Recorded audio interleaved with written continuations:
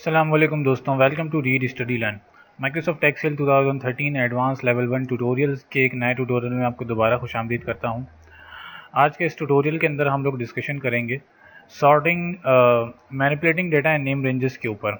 इसके अंदर हम लोगों ने चार स्टेप्स जो है डिवाइड किए हैं। पहला स्टेप है पेस्ट स्पेशल टेक्निक्स जो है पेस्टिंग की जो है बताऊँगा मैं आपको। फिर आपको मैं बताऊंगा कि इम्पोर्ट टेक्स्ट फाइल को जो है जो डाटा होता है उसको इंपोर्ट करके किस तरह से एक्सेल में जो है एक शीट बनाई जाती है। फिर उसके बाद में आपको डिस्कस करेंगे इसके ऊपर कि नेम्ड रेंजेस क्या होते हैं, कि सेल वगैरह की जो नेम रेंजेस होते हैं उसकी फार्मूलाज के अंदर जाके क्या हेल्प मिलती है नेम रेंजेस की मदद से।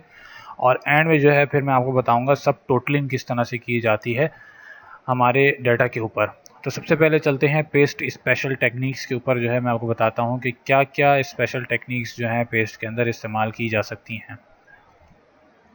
जैसा कि आप देख रहे हैं कि यहाँ पर मेरे पास एक टेबल है जिसके अंदर जो है सेल दी हुई है बाय रीजन्स और जन फेब मार्च का जो है टोटल डाटा आया हुआ है और फिर रीजन वाइज जो है उसका टोटल डाटा आ रहा है आपका यहाँ पे। अब इसके ऊपर जो है करते हुए हम लोग क्या करेंगे, पेस्टिंग की जो टेक्निक्स है वो मैं आपको बताऊंगा कि पेस्टिंग किस किस तरह से की जा सकती हैं। सबसे पहले हम इस डाटा को जो है कॉपी करेंगे और फिर हम जाएंगे अपने इस सेल के ऊपर।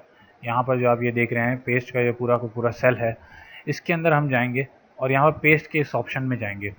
पेस्ट के इस ऑप्शन में जब आप आएंगे तो आपके पास यहाँ पर ये पूरा वाला जो टैब है ये पेस्ट स्पेशल टेक्निक्स कहलाती हैं। इसके ऊपर हम लोग जो है काम करेंगे। उसके अंदर मैं बताऊँगा कि इन डिफरेंट कैटेगरीज यानी डिफरेंट ऑप्शंस का क्या काम है पेस्टिंग करते वक्त। तो सबसे पहला जो ऑप्शन है वो है पेस्ट का। तो पेस्ट का जो सबसे पहला वाला ऑप्शन है इसके अंदर क्या होता है कि ये एज इट इज़ जो है आपका पूरा का पूरा डाटा जो आपने कॉपी किया है उसको फॉर्मेटिंग, उसकी फॉर्मेटिंग में आपके पास कलरिंग आ जाती है, फॉन्ट फैमिलीज़ आ जाती हैं, टेक्स्ट साइज़ आ जाता है, फिर आपके पास आ जाता है कि टेबल के बॉर्डर्स वगैरह जो हैं वो सारी चीज़ें, फिर आपके पास डाटा टाइप्स हो गई वो आ जाती हैं। तो ये और फार्मूलाज जो होते हैं वो सारी चीज़ें आ जाती हैं जिसके अंदर पेस्ट किया जाता है इस ऑप्शन के थ्रू। अगर इस ऑप्शन के थ्रू आप पेस्ट करेंगे तो जो जो कैटेगरीज मैंने आपको बताई हैं वो सारी की सारी कैटेगरीज कॉपीज़ होकर पेस्ट हो जाएंगी। सेकंड आपके पास है ऑप्शन फार्मूलाज का।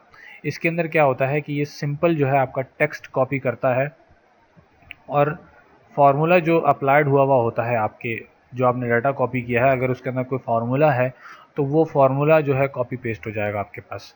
फिर थर्ड ऑप्शन आपके पास है फार्मूला एंड नंबर्स फॉर्मेटिंग।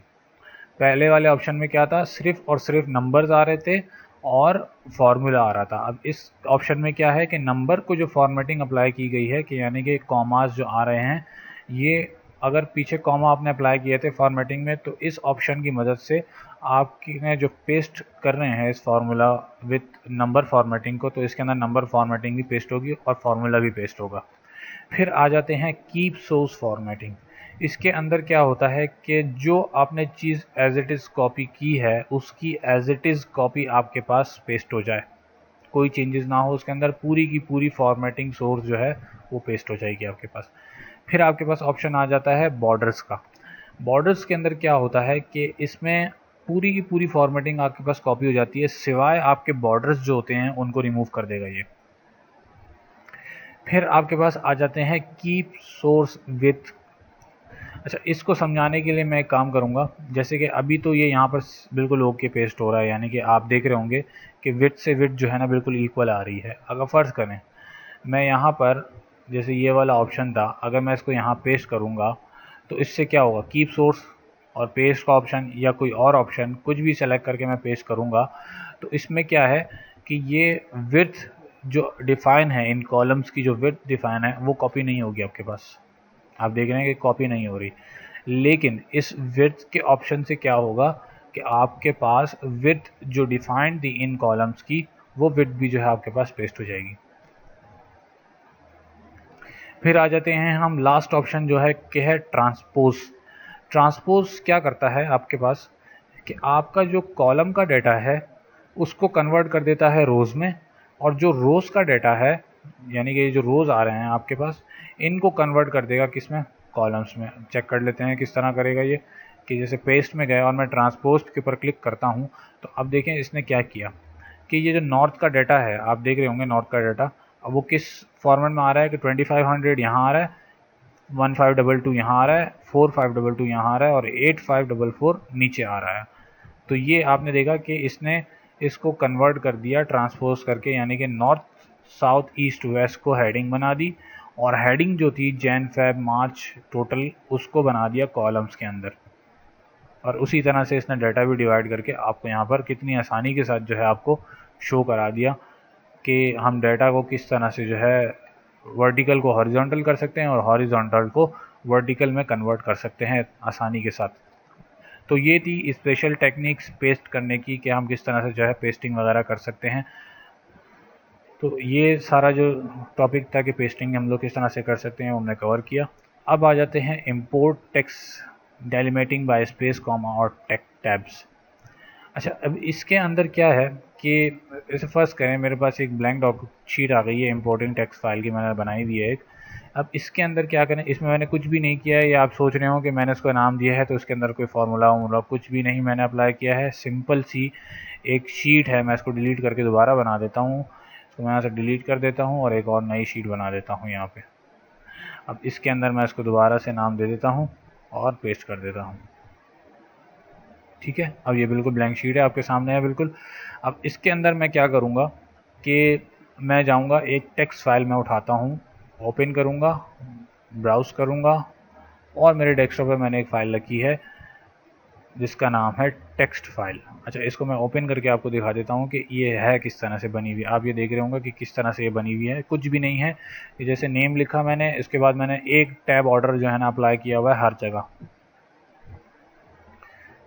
इन सब के बाद मैंने एक टैब स्पेस जो है अप्लाई किया हुआ है कि कीबोर्ड का एक टैब स्पेस मैंने अप्लाई किया हुआ है, क्योंकि अगर ये डाटा जो है टैब्स में नहीं होगा, मिक्स होगा, तो ये एक्सेल में आपके पास कॉलम्स में कन्वर्ट होके नहीं आएगा।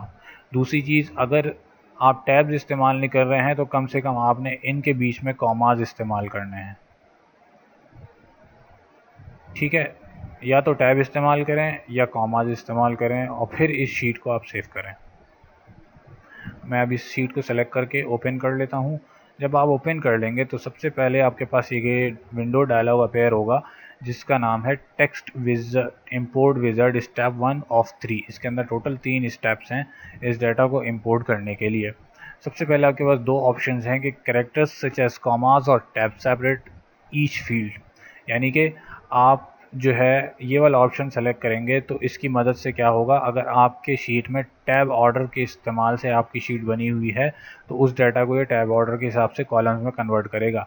या फिर अगर आपने फील्ड्स को जो है स्पेस जो है बीच में दिया हुआ है तो क्या करेगा, स्पेस वाइज जो है आपके कॉलम्स को बनाएगा। इसके अंदर कैरेक्टर्स सच एज कॉमास और टैब्स, यानी कि कॉमा और टैब्स के हिसाब से आपकी शीट को सेपरेट करेगा। तो हमने टैब्स के साथ शीट बनाई हुई है तो अब इसको टैब के हिसाब से ले आएगा। और मैं कहूँगा कि मेरा जो है इस डाटा का हेडर भी है जो कि टॉप पर है, तो मैं इसको चेक लगा के नेक्स्ट कर दूँगा। जब नेक्स्ट करूँगा तो ये मुझसे ऑप्शन पूछेगा डेलीमीटर्स के हवाले से कि आपकी शीट में क्या क्या डेलीमीटर्स हैं, टैब्स हैं, सेमीकोलन्स हैं, कॉमा है, स्पेस है या अदर हैं। तो हमारे पास टैब है, या कोई और कैरेक्टर आप डिफ़ाइन करना चाहते हैं तो वो कैरेक्टर यहाँ लिख सकते हैं। बाकी अगर इन में से कोई कैरेक्टर आपने इस्तेमाल किया है अपनी शीट में तो वो कैरेक्टर जो है आप इसके अंदर इस्तेमाल कर सकते हैं।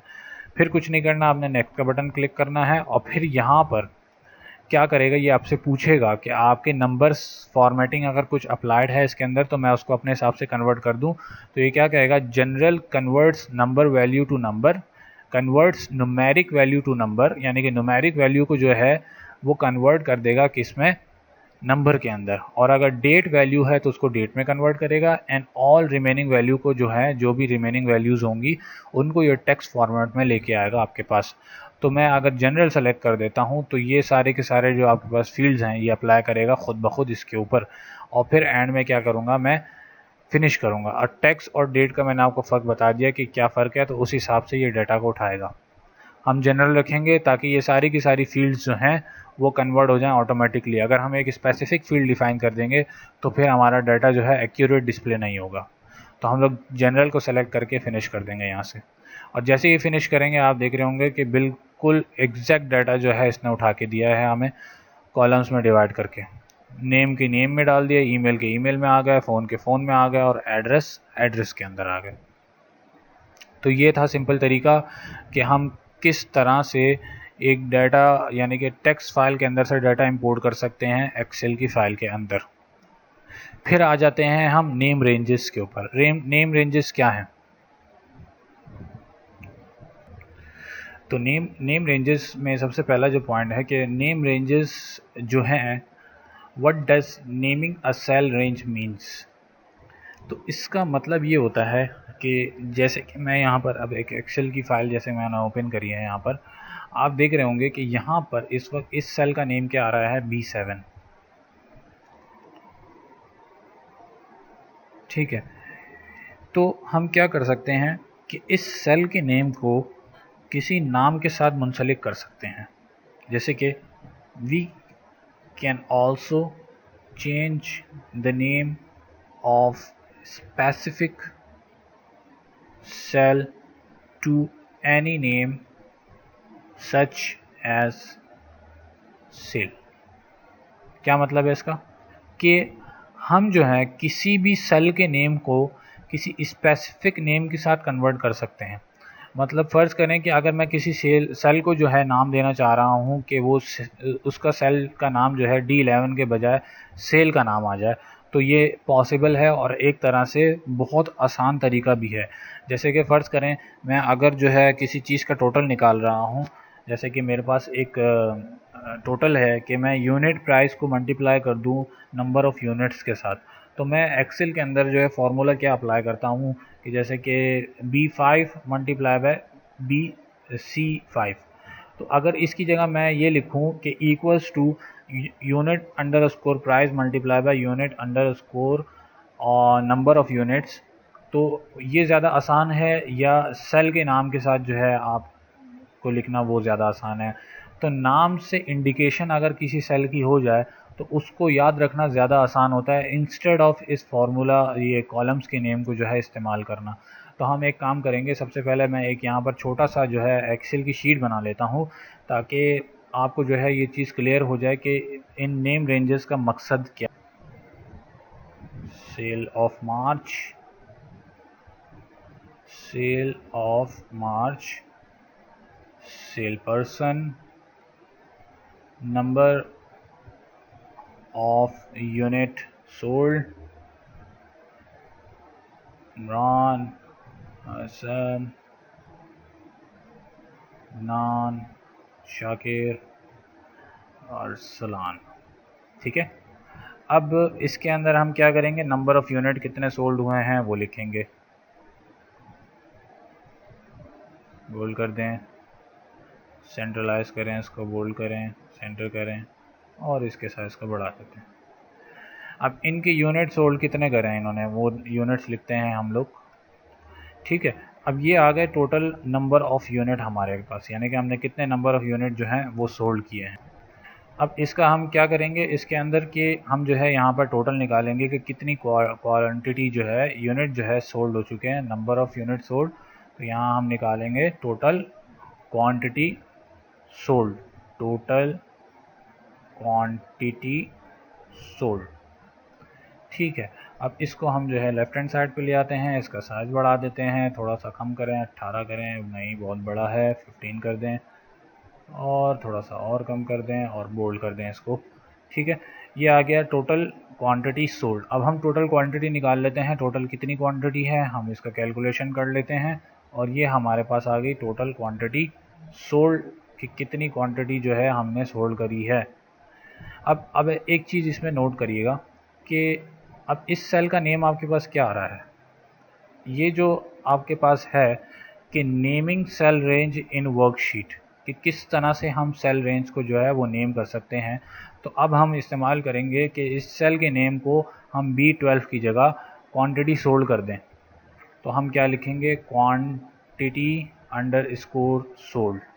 अच्छा, इसके कुछ रूल्स हैं कि हम जब सेल के नेम को जाकर नेम चेंज कर रहे हैं सेल का, तो उसके कुछ रूल्स हैं कि क्या क्या रूल्स हैं आपके सेल के नेम को जो है चेंज करने के। तो वो रूल्स मैंने यहाँ पर कुछ डिफ़ाइन किए हैं, ये रहे। Rules for naming cell and ranges name normally begin with a letter और अंडरस्कोर कैरेक्टर, यानी कि आपका जो नेम रेंज है वो हमेशा शुरू होगा एक लेटर या अल्फ़ाबेट से और अंडर स्कोर से। इसके अलावा नंबर वगैरह इस्तेमाल नहीं कर सकते आप इसके अंदर। Range name must not contain hyphen और स्पेसिस, यानी कि हाइफन जो करेक्टर है वो नहीं इस्तेमाल होगा आपके नेम रेंज के अंदर, और ना ही स्पेस इस्तेमाल होगा। थर्ड पॉइंट है range name should be limit to 255 character. इससे ज़्यादा बड़ा आपका नाम नहीं होना चाहिए, सेल के नेम का नाम जो है इससे ज़्यादा बड़ा नहीं होना चाहिए 255 कैरेक्टर्स से। Bear in mind that name of 10-15 characters in length will be visible in most drop-down menus. Bear in mind that names of 10-15 characters, यानी कि ये अपने दिमाग में रखें कि 10 से 15 कैरेक्टर की जो लेंथ का जो नेम रेंज है वो विजिबल होता है ड्रॉप डाउन्स के अंदर। यानी ये जो ड्रॉप डाउन है आपके पास, इसके अंदर विजिबल आपके पास हो सकता है 10 से 15 कैरेक्टर का अगर नाम रखा है तो वो आप इसके अंदर ड्रॉप डाउन में देख सकते हैं। अगर इससे बड़ा होगा तो वो फिर डॉट डॉट डॉट में डिस्प्ले होगा आपको, इससे ज़्यादा बड़ा नहीं कर सकते आप, ये बात याद रखिएगा आप इसके अंदर। तो ये कुछ पॉइंट्स हैं, इनको आप फॉलो करते हुए जो है नेम रेंजेस वो डिफ़ाइन कर सकते हैं। अगर इसके अलावा आपने नेम रेंज डिफ़ाइन किया तो वो आपको एरर प्रॉम्प्ट करेगा, जैसे कि क्वालिटी अंडरस्कोर गुड है, मैं इसको रिमूव करके स्पेस दूंगा तो ये मुझे एरर देगा, you must enter a valid reference you want to go to और type a valid name for this selection. ठीक है, तो आपने ये जो नेम रेंजेस हैं इनको दिमाग में रखते हुए जो है अपने नेम रेंजेस को डिफ़ाइन करना है। तो अब हमने इसको क्या किया, इसको नाम दे दिया हमने सेल को क्वांटिटी अंडर स्कोर सोल्ड, यानी कि जितनी क्वांटिटी सोल्ड हुई है हमने उसको यहाँ पर नाम दे दिया। अब हम क्या करेंगे, इसके अंदर प्राइस पर आइटम, यानी कि प्राइस पर आइटम जो है अब हम निकालेंगे कि प्राइस पर आइटम। ठीक है, अब हमारे पास प्राइस पर आइटम जो है हम एज्यूम कर लेते हैं कि पर आइटम जो है प्राइस मैंने रखी थी 25 रुपये 25 पैसे। ठीक है, ये है मेरी प्राइस पर आइटम। अब मैं क्या करूँगा, मैं इस वाले सेल को भी नाम दे दूँगा क्या, प्राइस अंडरस्कोर पर अंडरस्कोर आइटम।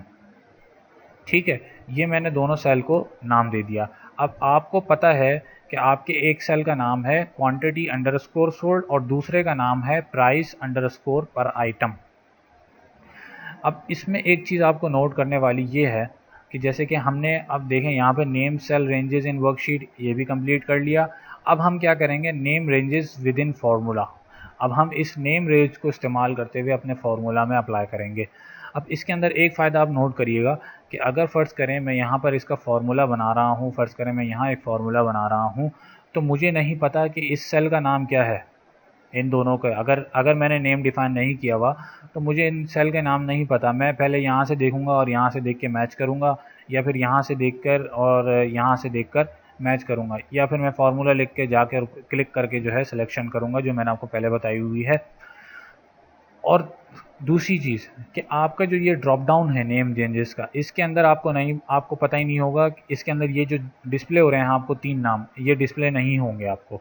अगर आपने नेम रेंजेस डिफ़ाइन नहीं किए हुए तो आपकी शीट में जितनी भी रोज़ वगैरह हैं उसके नाम यहाँ डिस्प्ले नहीं होते। याद रखिएगा, नेम रेंजेस जो डिफ़ाइन किए हुए होते हैं वो इस ड्रॉप डाउन के अंदर आपको डिस्प्ले हो रहे होते हैं। तो ये कुछ फ़वाइद हैं नेम रेंजेस के। तो अब हम क्या करेंगे कि अपने नेम रेंज को जो है फार्मूला के अंदर इस्तेमाल करेंगे और देखेंगे कि कितनी आसानी के साथ जो है हम इन नेम रेंज को जो है वो इस्तेमाल कर सकते हैं फार्मूला के अंदर। तो अब हमारे पास क्या चीज़ आ गई है, टोटल क्वांटिटी सोल्ड आ गए हैं और पर आइटम हमारे पास, यानी कि पर आइटम प्राइस जो है वो कितनी है वो हमारे पास आ गई है। तो अब हम क्या करेंगे, टोटल सेल निकालेंगे कि यानी कि हमारे पास टोटल सेल कितनी हुई है। नंबर ऑफ़ यूनिट्स आ गए हैं, प्राइस भी आ गए हैं हमारे पास। अब हमें निकालनी है टोटल अमाउंट ऑफ सेल। तो हम क्या करेंगे, टोटल अमाउंट ऑफ सेल, और इसकी फॉर्मेटिंग हम कॉपी कर लेंगे यहाँ पर कीप सोर्स फॉर्मेटिंग में जाके इसकी फॉर्मेटिंग अप्लाई करेंगे, साइज़ बड़ा करेंगे। अब हमें क्या करना है, फार्मूला अप्लाई करना है। अब आपको पता है कि इसका नाम है क्वांटिटी अंडरस्कोर सेल और इसका नाम है प्राइस पर आइटम। ठीक है, अब हम क्या करेंगे, देखें, इस इक्वल्स टू सम करेंगे। क्या लिखेंगे हम, क्वांटिटी QUAN आ रहा है आपके पास नाम, बिल्कुल एग्जैक्ट, कुछ करने की ज़रूरत नहीं है, सिर्फ और सिर्फ आप इस सेल का नाम लिख रहे हैं और टैब का बटन दबाएंगे, मल्टीप्लाई करेंगे, क्या लिखना है अब हमें, प्राइस। प्राइस लिखेंगे तो हमारे पास देखें प्राइस का ऑप्शन आ गया। अब इसको हमने सिलेक्शन दी और ब्रैकेट बंद करके एंटर जैसे किया, देखें आपके पास नाम के साथ, नाम के थ्रू जो है आपने फार्मूला बनाया है, सेल के नेम के थ्रू आपने फार्मूला बनाया है इस नेम रेंजेस की मदद से। तो ये देखें, quantity under score sold multiply by price under score पर अंडर स्कोर आइटम। अब आपका फार्मूला जो है वो अल्फ़ाबेटिक, यानी कि आपने जो नेम डिफ़ाइन किए थे उन नेम्स के हिसाब से आपका फार्मूला अब यहाँ पर डिस्प्ले हो रहा है, किसी और नाम के, यानी कि जैसे 81 82 इस तरह से डिस्प्ले आपके पास नहीं हो रहा है। तो अब हमने क्या किया कि नेम रेंजेस को फार्मूला के अंदर इस्तेमाल करके भी देख लिया कि किस तरह से हम फार्मूला इजीली बना सकते हैं नेम रेंजेस की मदद से। फिर हमारे पास ऑप्शन है कि navigating through workbooks using name ranges. अब इसका क्या मतलब है कि navigation through workbooks using name ranges, कि हम इसको किस तरह से वर्कबुक्स के अंदर इस्तेमाल कर सकते हैं अपनी वर्कबुक के अंदर नेविगेट करने के लिए। तो तो ये चीज़ मैंने आपको अभी भी क्लियर करी थी और मैं आपको दोबारा बता देता हूँ कि जैसे कि हमारे पास ड्रॉप डाउन है, इसके अंदर वही नेम्स डिस्प्ले होते हैं जो हमने ख़ुद से डिफ़ाइन किए हुए हैं। अब फ़र्ज़ करें मेरा जो सेल का कर्सर है मैं मूव करना चाह रहा हूँ क्वांटिटी अंडरस्कोर सोल्ड के ऊपर। अब फ़र्ज़ करें मेरा सेल जो है वो यहाँ पर है। अब मुझे नहीं पता, मुझे याद नहीं आ रहा कि मैंने क्वांटिटी सोल्ड जो है मेरी कहाँ पर डिफ़ाइंड है, और बहुत सारा डाटा है यहाँ पर डिस्प्ले करने के लिए। तो मैं क्या करूँगा, मैं इस ड्रॉप डाउन में जाऊँगा और यहाँ से मैं क्या करूँगा, क्वांटिटी अंडरस्कोर सोल्ड पे जैसे ही क्लिक करूँगा मेरे सेल की सिलेक्शन जो है ऑटोमेटिकली कन्वर्ट होकर यहाँ पर आ गई।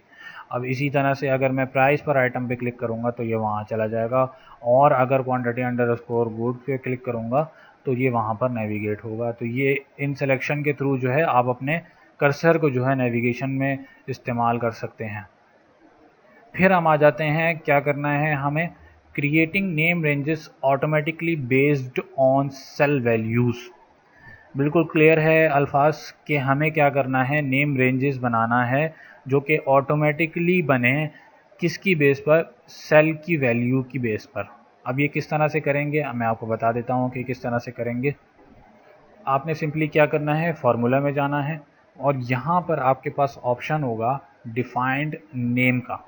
जब आप इसके ऊपर क्लिक करेंगे तो आपके पास देख रहे होंगे कि आपका जो नेम रेंज था, जो सिलेक्शन मैंने दी हुई है ऑलरेडी यहाँ पर नेम आपके पास डिफाइंड है। तो अब किसी और सेल का आपने नेम डालना है। फ़र्ज़ करें ये वाला सेल जो है मैं इसको नेम अपने नाम से जो है सेल बनाना चाहता हूँ। तो मैं क्या करूँगा इसके लिए कि डिफ़ाइन नेम में जाऊँगा और मैं यहाँ पर लिख दूँगा इमरान, ठीक है। और आपने सिलेक्शन दी हुई है कि भाई इमरान के ये चारों सेल जो है ये इमरान के हैं, इसको सेलेक्ट कर लो और यहाँ से मुझे कर दो ओके। अब मेरे पास, सॉरी डिफ़ाइन नहीं हुआ, दोबारा लिखता हूँ इमरान वर्कबुक, और इसको मैं यहाँ से रिमूव करूँगा, सिलेक्शन दे दूँगा यहाँ से यहाँ तक, और इसको मैं करूँगा, लेकिन इसने सिलेक्शन दे के, ठीक है, गलत मैं कर रहा हूँ क्योंकि मुझे सिर्फ सिंगल सेल को रेफ़र करना होगा। तो मैं जैसे ही रेफ़र करके इसको मैं ओके करूँगा तो द नेम ऑलरेडी एग्जिस्ट, यानी कि इसने कहा कि आपका ऑलरेडी जो है इसके ऊपर नेम एग्जिस्ट कर रहा है। मैं नेम रेंजेस को अप्लाई नेम कर देता हूँ। तो अब यहाँ पर देखें आपके पास एक विंडो अपेयर हुई कि जैसे कि मेरा क्या है यहाँ पर E9। अब मैंने क्या किया था, मैंने एक लाइब्रेरी बना दी है पीछे, जिसका ये आपके पास पूरा वर्ड डायलॉग अवेलेबल है किसमें, अप्लाई नेम्स के अंदर। तो यहाँ पर देखें अब इस डायरेक्टरी के अंदर वो सारे के सारे नेम रेंजेस आपके पास डिफाइंड हैं जो हमने खुद बनाए हैं, ठीक है। अभी इमरान वाला मैंने बनाया है तो यहाँ पर आपको डिस्प्ले हो रहा है इग्नो, नीचे दो ऑप्शन आपके पास है, इग्नोर रिलेटिव एब्सोल्यूट और use row and column ranges, ठीक है। अब यहाँ पर मेरी सिलेक्शन E9 पे है, मैं जैसे इसको ओके करूँगा, can not find a reference to replace, Microsoft Excel can not find any reference to replace. Okay, ये ऑप्शन क्यों नहीं दे रहा मुझे, मैं दोबारा चेक कर लेता हूँ, ऑप्शन में जाता हूँ और नेम ऑर्डर रो कॉलम और कॉलम रो, ओके, मैं सिलेक्शन दे के दोबारा चेक कर लेता हूँ, नहीं करने दे रहा। क्यों नहीं करने दे रहा। मैं इसको चेक कर लेता हूँ दोबारा से अपने मैनेजर में जाके, और इमरान जो है ऑलरेडी डिफाइंड है, लेकिन इसके अंदर कोई वैल्यू नहीं है, तो क्यों डिस्प्ले नहीं कर रहा। मैं इसको यहाँ से देख लेता हूँ दोबारा से एडिट करके, कमेंट्स 222 एंड ओके। लेकिन इसने मुझे नेम रेंज डिफाइंड नहीं किया, लेकिन फिर भी मैं चेक कर लेता हूँ कि इमरान कहीं डिफाइंड है। जी बिल्कुल डिफाइंड है, क्योंकि हमने क्या किया था। अब एक चीज़ आप देख लें कि इस डिफाइंड नेम रेंज का क्या मकसद था। ये मेरी मिस्टेक है, मेरी दिमाग से निकल गया था, सॉरी फॉर दैट। तो डिफाइनिंग अ नेम का मतलब ये होता है कि इसमें सिंगल सेल आप डिफ़ाइन करना चाहें तो कर सकते हैं, लेकिन मैंने क्या किया था, मैंने फ़र्स्ट डिफ़ाइन किया था इन चारों रोज़ के लिए, ठीक है। तो बिल्कुल सही किया इसने, मैंने जो सिलेक्शन करी थी उसके ऊपर इसने डिफ़ाइन कर दिया था, और वो एक सेल पे डिस्प्ले नहीं हो रहा, लेकिन चारों सेल को सेलेक्ट करने पर वाकई डिस्प्ले हो रहा है वो आपको। तो आप चाहें तो अप्लाई नेम्स वगैरह करना चाहें कहीं भी, जैसे कि मैं फ़र्ज़ करें मैं इसको सेलेक्ट करूँगा और अप्लाई करूँगा इमरान को एक दफ़ा, फिर से सिलेक्शन करके ओके कर दूँगा। Microsoft Excel can not find any reference to replace, okay. इसमें कोई रेफरेंस नहीं मिला इसको, तो मैं 3 की सिलेक्शन करके चेक कर लेता हूँ क्या अब अप्लाई करेगा ये। अभी भी अप्लाई नहीं करेगा, क्योंकि ऑलरेडी अप्लाइड है कहीं पर, तो वो चीज़ इसको रेफरेंस के थ्रू अप्लाई नहीं कर सकता मैं, ठीक है। फिर आपके पास आ जाता है कि ये तो हमने देख लिया कि क्या कहाँ कहाँ अप्लाई कर सकते हैं। रो इन कॉलम्स में डिफ़ाइन करना चाहें, जहाँ डिफ़ाइन करना चाहें हम कर सकते हैं, और वो ड्रॉप डाउन में आपको डिस्प्ले हो जाएगा। आप जब नेविगेट करना चाहें तो नेविगेट करके चेक कर सकते हैं, ये आपको वहीं पर लेकर जाएगा और सिलेक्शन भी बता देगा कि इन सिलेक्शन के ऊपर जो है ये नेम रेंज डिफाइंड हुआ है, ठीक है। फिर हमने क्या करना है, डिलीटिंग नेम सेल रेंजेस। यहाँ पे आप ऑप्शन देख रहे हैं नेम मैनेजर का, ठीक है। अब इस नेम मैनेजर में जब आप जाएंगे तो आप देख रहे हैं कि आपके पास जितने भी नेम रेंजेस आपने डिफ़ाइन किए थे वो सब यहाँ पर डिस्प्ले हो रहे हैं। अब आप जो अगर करना चाहें, इनको एडिट करना चाहें या नया क्रिएट करना चाहें या डिलीट करना चाहें, तो अब आप यहाँ से आराम से कर सकते हैं। मैं इमरान को डिलीट करना चाहता हूँ, भाई इसको डिलीट कर दो। जैसे ही ओके करूँगा आपका नेम रेंज यहाँ से डिलीट हो जाएगा, और इस ड्रॉप डाउन में भी अब आपको डिस्प्ले नहीं होगा। तो ये था नेम रेंजेस के हवाले से पूरा का पूरा टॉपिक जो कवर कर लिया है मैंने, आपको तकरीबन सारी चीज़ें बता दी हैं इसके बारे में, और उम्मीद करता हूँ कि ये सारे के सारे ऑप्शंस आपको क्लियर हो गए होंगे नेम रेंजेस के हवाले से। अब आ जाते हैं हम लोग सब टोटलिंग के ऊपर, जिसमें हम क्रिएट सब टोटल करेंगे और फिर हम रिमूव करेंगे सब टोटल को। तो सब टोटल करने के लिए बेसिकली सब टोटल है क्या चीज़। सब टोटल के अंदर होता ये है कि आपका जो डाटा होता है,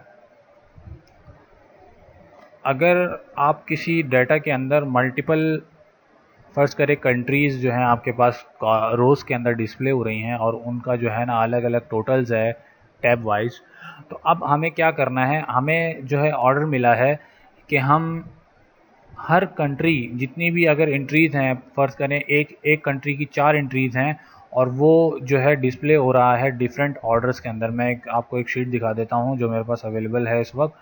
तो इसको मैं ओपन कर लेता हूँ सबसे पहले, और इसको मैं अपनी रियल पोजीशन में ले जाने की कोशिश करूँगा, लेकिन ये नहीं जा रहा, तो मैं इसको यहाँ से बंद कर देता हूँ। मैं इसको एक और शीट जो मैंने बनाई थी मैं उस पर आ जाता हूँ, शायद एक कॉपी पेस्ट कर दे, लेकिन नहीं किया। मैं दोबारा से इसको ले आता हूँ। तो ये शीट मैंने कॉपी कर ली है। अब देखें, अब इसके अंदर आप देख रहे होंगे कि आपके पास नॉर्थ, साउथ, ईस्ट, वेस्ट। अब वेस्ट की काफ़ी सारी एंट्रीज़ हैं, नॉर्थ की भी काफ़ी सारी एंट्रीज़ है, साउथ वगैरह की भी काफ़ी सारी एंट्रीज़ हैं।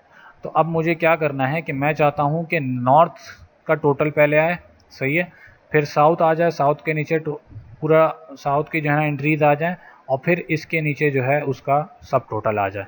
तो अब इसको निकालने के लिए हम क्या करेंगे, हम सबसे पहले क्या करेंगे, सेल रीजन पे आके क्लिक करेंगे और इसको सबसे पहले अल्फ़ाबेटिक ऑर्डर में सॉर्टिंग करेंगे। सॉर्टिंग किस तरह से की जाएगी कि हमारे होम के टैब में यहाँ पे सॉर्ट का एक बटन है, हम इसको कहेंगे कि भाई ए से जेड तक अल्फ़ाबेटिक वाइज जो है सॉर्टिंग करो, ए टू जेड। जैसे ही ए टू जेड पे क्लिक करूँगा तो इसने देखिए एंट्रीज़ करके बता दिया आपको A to Z। ठीक है, अब हमें क्या करना है, हमें जो है सब टोटल निकालना है इस पूरी शीट का रीजन वाइज। ठीक है, अब सब टोटल निकालने के लिए हम क्या करेंगे, सबसे पहले डाटा में जाएंगे और हम यहाँ पर सेलेक्ट करेंगे सब टोटल को। जैसे ही मैंने सब टोटल पे क्लिक किया, इसने एक छोटा सा विंडो जो है आप ओपन कर दी, यहाँ पे डायलॉग विंडो, और इसने पूरी सिलेक्शन दे दी और हमारे जितने भी कॉलम्स हैं उन सब के कॉलम्स को इसने डिस्प्ले कर दिया। और अब हमें क्या करना है, हमें कैलकुलेशन प्रोफाइल परफॉर्म करनी है किसके ऊपर, सेल वैल्यूज़ के ऊपर। तो सेल वैल्यूज़ के ऊपर चेक लगा के हम सिंपली क्या करेंगे, इसको बताएंगे कि भाई एट ईच चेंजेस इन क्या करना है, मुझे सेल रीजन मुझे बताना है। तो मैं सब टोटल की जो हेडिंग होगी वो सब रीजन होगी, और नीचे मुझे क्या करके देना है, तो मैं काउंट करके देना है सम। और किसके नीचे काउंट करके देना है, तो मैं सेल वैल्यू के ऊपर। जैसे ही मैं इसको ओके करूँगा, अब ये देखिएगा क्या हरकत करता है। ये वही चीज़ आ गई दोबारा कि ईस्ट टोटल, मैंने क्या कहा था, सेल रीजन के नीचे मुझे चाहिए हेडिंग ईस्ट, इसने ईस्ट उठाया और टोटल लिख दिया। और फिर मैंने इसको क्या आता था, सम चाहिए मुझे भाई, इस ईस्ट का सम चाहिए, तो इसने ईस्ट का सम जो है पहले निकाल के दिया। तो ये सब टोटल हो गया किसका, ईस्ट का। फिर इसने क्या किया, नॉर्थ का सब टोटल निकाला, साउथ का निकाला, वेस्ट का निकाला, और फिर उसका ग्रैंड टोटल इसने पूरा का पूरा निकाल के मुझे डिस्प्ले कर दिया। तो ये फ़ायदा है सब टोटलिंग करने का, किसी भी शीट के ऊपर सब टोटलिंग करने का ये फ़ायदा होता है। तो देख लिया आपने कि किस तरह से सब टोटलिंग कर सकते हैं और किस तरह से हम नहीं कर सकते। तो मैंने आपको पूरा बता दिया कि सब टोटलिंग करने का क्या फ़ायदा है। फिर हमारे पास जो है लास्ट ऑप्शन क्या था कि रिमूव करना है हमें सब टोटल को। सब टोटल को रिमूव करने के लिए हम क्या करेंगे, सिंपली जो है हाइड डिटेल्स कर देंगे। तो हमारा इसके अंदर क्या किया इसने सारी की सारी डिटेल ऐड कर दी, सिर्फ़ और सिर्फ हमें टोटल शो कर दिया। फिर हम इसमें और क्या कर सकते हैं कि नहीं भाई मुझे डिटेल शो करो, डिटेल शो कर दी इसने। इसके अंदर और हम क्या कर सकते हैं, क्लियर आउटलाइन कर सकते हैं। तो बाहर की जो आउटलाइन शो हो रही थी वो डिसेबल कर दी इसने। इससे मैं कर सकता हूँ कि भाई अनग्रुप कर दो, तो इसके ऊपर ये अनग्रुप करेगा, लेकिन मैंने इसकी क्लियर सिलेक्शन हटा दी थी। तो अब ये जो है ओके एंड रिमूव, दोबारा से मैं कर लेता हूँ इसको। मैं जाऊँगा दोबारा से अपने सेल के ऊपर जो मैंने बनाई थी, ऊपर टोटलिंग करी थी, सब टोटल पे क्लिक करूँगा। दोबारा से नहीं शो कर रहा, मैं दोबारा से सब टोटल पे जाऊँगा और यहाँ पे मैं करूँगा रिमूव ऑल। जैसे ही रिमूव किया, इसने सब कुछ रिमूव कर दिया, बिल्कुल एक्यूरेट डाटा जैसा था मेरा वैसा इसने मुझे डिस्प्ले कर दिया। तो ये था सब टोटलिंग का फ़ायदा, किस तरह से हम सब टोटलिंग वगैरह कर सकते हैं। तो उम्मीद करता हूँ manipulating data in name ranges के ऊपर जो है आपने अच्छी कमांड हासिल कर ली होगी और ये सारे के सारे ऑप्शंस जो हैं आपको बिल्कुल क्लियर हो गए होंगे। तो अब मिलते हैं इंशाल्लाह नेक्स्ट टॉपिक के अंदर, जो कि होगा सॉर्टिंग एंड फिल्टरिंग डाटा, जिसका हम पूरा जो है डिफ़ाइन करेंगे, बिल्कुल डिटेल वाइज चलेंगे इसके अंदर। तो मिलते हैं नेक्स्ट ट्यूटोरियल में, तब तक के लिए अल्लाह हाफिज़।